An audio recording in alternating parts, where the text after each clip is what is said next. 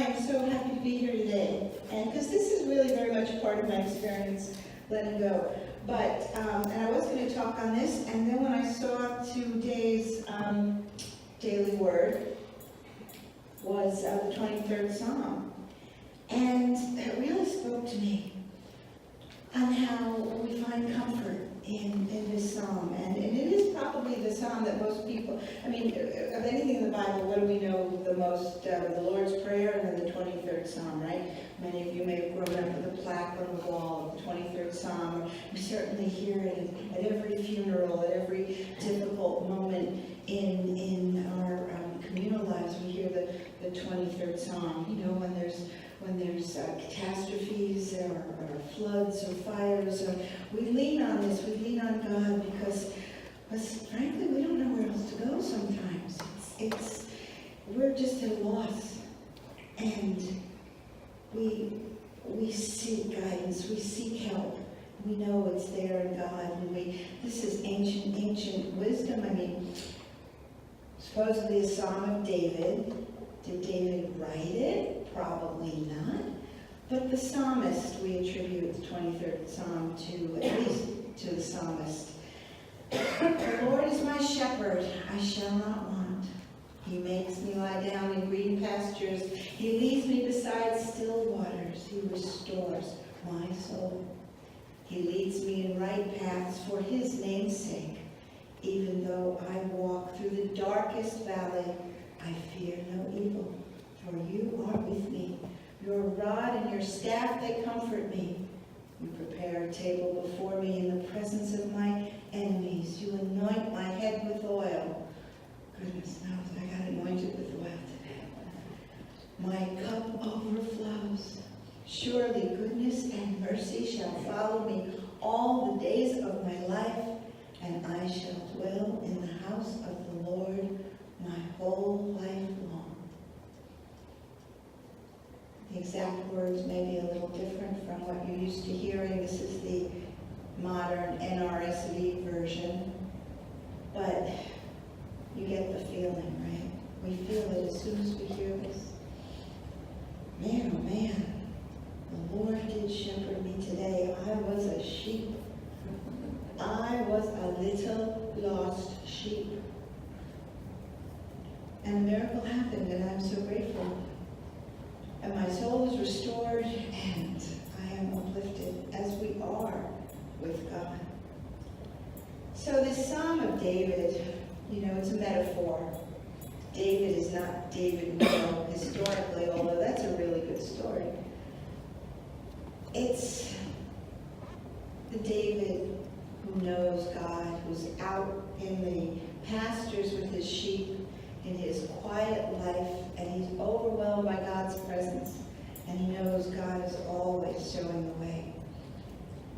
It's very interesting that we really, in the story, in the psalm, who's the sheep? We are the sheep. God is the shepherd. Did you know that sheep will not drink from turbulent water?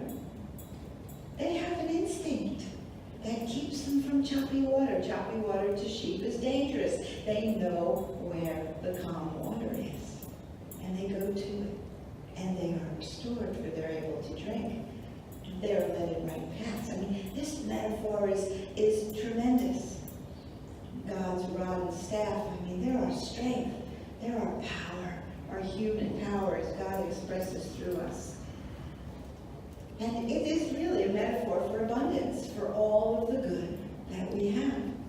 So when I saw this was today's daily word, I leaned on it, and I remember that we go to this daily word, to this psalm, when we are crushed, when we are feeling small and helpless and hopeless.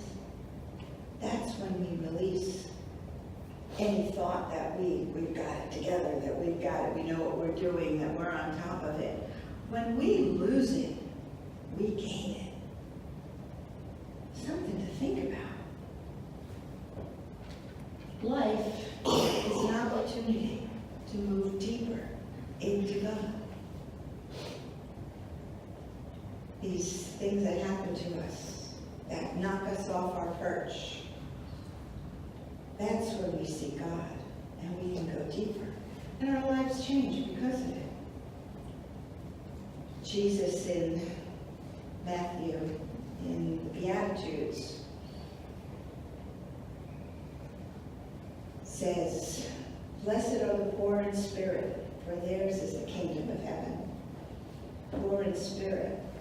It means when we lost our way, when our spirits are crushed, when we don't know where to turn. That's when we find God. Blessed are those who mourn. You know, as we said, where do we say the 23rd Psalm at every funeral? Because we are comforted. Blessed are the meek, for they shall inherit the earth. Well, I don't think they mean meek as in timid. Jesus is saying, blessed are the humble. When we've been humiliated, we are healed by finding humility, by setting God before us, by forgetting we know what we're doing, and letting divine mind uplift us to show us a new path. In pursuit of knowledge, every day something is acquired. The pursuit of wisdom. In the pursuit of wisdom, every day something is dropped. Letting go. It's when we drop things that we're lighter. Letting go shows up in so many ways in our lives. We have the power of elimination. We're able to let go. I mean, when do you feel better than when you've had a really good experience in the bathroom in the morning, right? No, seriously. Charles Fillmore speaks about this, about tension in the body. Tension in the mind affects tension in the body and vice versa. Letting go is the power of all living things. I mean, every basic life form has the power to eliminate. And Charles Fillmore calls this renunciation or elimination. Sometimes letting things go is an act of far greater power than defending or hanging on. And this is a choice. Letting go. Sometimes not an automatic function. Sometimes it is. We're brought to it. We have nowhere to go but to let go of old ways and mistaken thoughts and beliefs.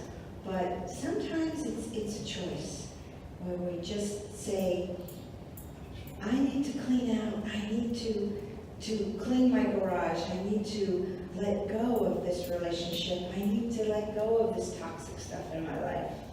It's a choice, because we can stay in our habits. We can stay in our old paths. But to know the time is now to choose to let go. There's great power in that. So how do we practice the power of letting go? Well, there's an acronym for how. Honesty, openness, willingness. Honesty. My son-in-law said this, and I'm quoting him. He said, tell yourself the truth sooner. I love that. Tell yourself the truth sooner. You're going to get to the truth. If you're a truth seeker, you'll be looking for it anyway. And we are truth students here. But tell yourself the truth sooner. I get a lot of calls at Silent Unity about relationships that aren't working, people who've left, and I've experienced that. Tell yourself the truth sooner. This isn't working. I can't have it back. Acknowledge what's not right. Admit when you're in pain and trouble, rather than be the lone wolf, the bravado, the strength. I can do that. No, sometimes we have to say, I can't do this. And how do we get open? We get open in prayer and meditation. We open to hearing new inspiration, divine mind at work in us as we see things differently. Wayne Dyer used to say, when you see things differently, the things you see change. They do change. I think I've told the story before about being in the courthouse, scared and helpless and not knowing where I was going to go or what I was going to do or how I was going to end up in this divorce. And I came across the Bible in the room I was in, and there was nothing else in that room. And I opened that Bible and I got to Psalms and I started reading and reading and reading, and a feeling overcame me that God was present in this situation. That all I had to do was be open to listening to that divine direction, and I would be okay no matter what. It takes a willingness to make the choice for God. I am so grateful that I made that choice for God. I've made it any number of times in my life, and I hope this is something you've experienced as well. And if not, I invite you to do that, to let go of your own understanding, to let God be your co-pilot. Let God fly the plane. Release attachments to outcomes. In Buddhist understanding, attachment is the cause of all suffering. Holding on. It's when we let go that peace comes into us. New understanding comes forward. Here's where God is our shepherd. We let God take care of us. Not in a physical way that we don't do stuff, but in consciousness. We let God show us where the green pastures are, where the still waters are, where we're restored, where our abundance comes from. Life is an opportunity to go deeper into God. So we have a lot of scriptures talking about letting go and letting God be God. From Proverbs, trust in the Lord with all your heart. Do not rely on your own insight. In all your ways, acknowledge him, and he will make straight your paths. I can do all things through him who strengthens me, Paul says in Philippians. Be transformed by the renewal of your mind. Well, this is a pretty special week for me, remembering renewal of my mind. 21 years ago this week, major change happened in my life. I stopped drinking. I found my way into recovery. That was 21 years ago. And as they say in the big book, my scorecard is read 0. I was suicidal. I was at the lowest point in my life that I had ever been. And I've been in a over 30-year relationship that was abusive. And I had lost myself. And I went to further hide in numbing myself up, drugs and alcohol. And I don't know what miracle happened, but I couldn't stay stopped when I tried to stop. And that's how I knew I had a problem, and that's how I found my way into recovery. And miracles started then and there. That divorce I mentioned in the courthouse, that happened 9 months after I started to stop drinking. And a couple of months after that, I had to sell the house. Didn't know where to go to live. Me and my daughter, we needed a place to live, and there was nothing on the market. My house sold very quickly, and we had to be out. And where to go? There was one little beat-up house in the neighborhood where I could stay, keep my daughter in her schools.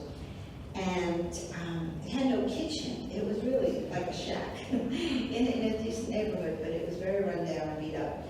And it was something I could work to afford. And put an offer in on, put a contract forward to the people selling the house, and they gave us a verbal agreement. And just as we were supposed to meet to sign the papers, the realtor comes back and tells me they took the house off the market, they're not selling. Well, okay, I can't control look for another house. There was no other house.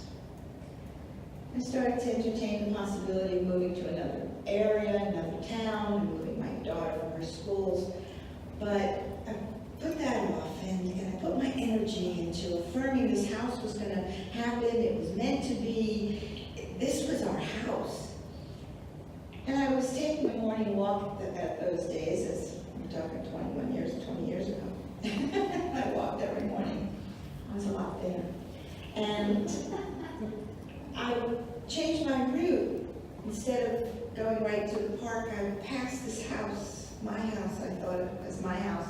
And I would walk by it every single day, every day, with my energy and my consciousness on that house. That is my house. That is our house. This is our house. They have to change their mind. It's not back on the market yet. There's still hope, you know. I did this for a month and a half. Finally, it's getting very, very close to time to move out of my house. We have nowhere to go. It's time to fish or cut bait. And I decided I was going to let it go. It came to me in meditation. You know how you hear this or something better? I might do a talk on that one day, because theologically it doesn't really hold water, but it was time to let it go and find another idea. And I knew in consciousness that there was something else that would work, even though I wasn't getting what I wanted. And the next morning, I did not walk past that house. I let it go. Now, I was completely 100% aware of having let it go. And don't you know, that night, I got a phone call from the realtor. The people had put the house, they want to put it back on the market. They're going to give me first crack at it. Do I want it at $10,000 more than it was a month and a half ago? Well, I just figured, well, darn, I am prosperous, and I'm going to make more money, and yes, I'll take that house. My daughter and I lived in that house for 11 years, right before I moved here. And it's very much like what happened today. When I let it go, answers came. The fact that I got what I had planned and what I wanted is purely coincidental. It really doesn't matter. Although I say thank you, God, that it did, and I am extremely grateful. But God is taking care of us through consciousness, through divine mind. But we cannot see what is before us if we're holding on to old ideas. This is the power of letting go. You don't always need a plan. Sometimes you just need to breathe, trust, let go, see what happens. I don't know who Mandy Shell is, but that is truth. As I mentioned before, Charles Fillmore, in the 12 Powers of Man, he puts renunciation and elimination up there in the 12 powers. This is a power we have within us that we need to be using consciously. There must be renunciation or letting go of old thoughts before the new can find place in consciousness. The new, we can't imagine what the new is. It is unlimited because God is unlimited. We need to be open to it. They will not be turned out unless the ego, through whose domain they run, decides positively to adopt the means of casting them out in his consciousness, and at the same time erect gates that will prevent their inflow from external sources. We're talking about ideas, old beliefs, the beliefs so strongly held in mind that we're not even aware of them. It is our job to seek them out. When are we prompted to do that? Usually when we're in trouble. But that's okay.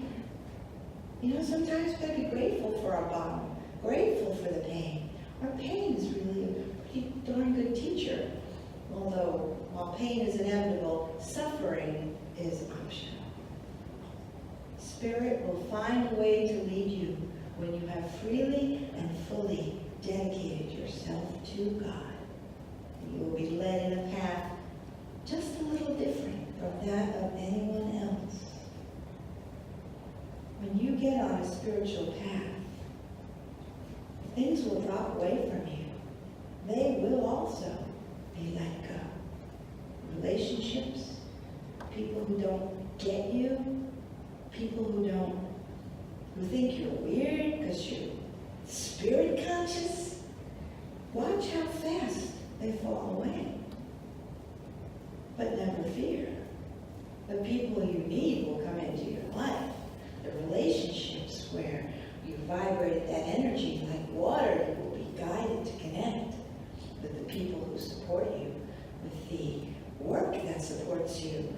This is God showing you the way if we let it happen. And it's truly miraculous. Jesus, well, again, the tension in the body and the tension in the spirit. Divine law has been provided for man that will meet every need when it is observed. Seek ye first the kingdom and his righteousness, and all these things will be added to you. We do this by letting go of old ways, of our ego ways, and seek the kingdom, seek divine mind, seek the Christ-like, the Christ consciousness in us. Jesus set aside his will, that God's will might be done in him. You could look at Jesus and say, that didn't work out too well for him. But that's really not what we're supposed to be looking at. We're supposed to be looking at eternal life of the Spirit that Jesus experienced. So we're not looking at Jesus' death or suffering. We're looking at the work he was sent here to do, the work he knew was his to do. We're still talking about Jesus, right? Jesus has changed humanity forever because he chose to do God's work and to let go whatever he was doing before that. When he got that divine download, he followed it. He did his work. And that's what we're here to do, our work, and not be afraid of lack or limitation, not be afraid of who's not going to like it, what trouble we might get in. We're here to let go of that stuff and to do God's work. Not my will, but thine be done. Amazing things happen. So I'll give Myrtle the last word in her healing letters. She says, it is imperative that each truth student should prayerfully seek to enter into the Jesus Christ consciousness of the omnipresence of God the good. When we can look at life, present and past, through the eyes that see only God and good, we can keep our poise. I like to think I kept my poise today and didn't go nuts, because I kept my eye on good. Something good was going to happen. We see not frenzy of ignorance and anxiety, the midst of seeming failure, the gray of lack of love and wasted life. Rather, we see the warmth and light of the great solar system that is of creative mind's planning and that keeps working the miracle of growth.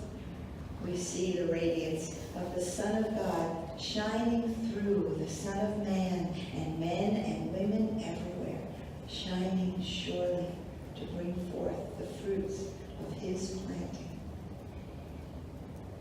I am sure, she says, that if we allow the intelligence within us to appropriate only the good, that which keeps us looking up, we too shall be conscious of only good, and we will grow just as perfectly as the lily. Let us take this awareness of God's perfect presence, God the Good Shepherd, the shepherd that guides us to all that is good and right, paths of righteousness. Let's take a deep breath now, and I invite you, if you're comfortable, to close your eyes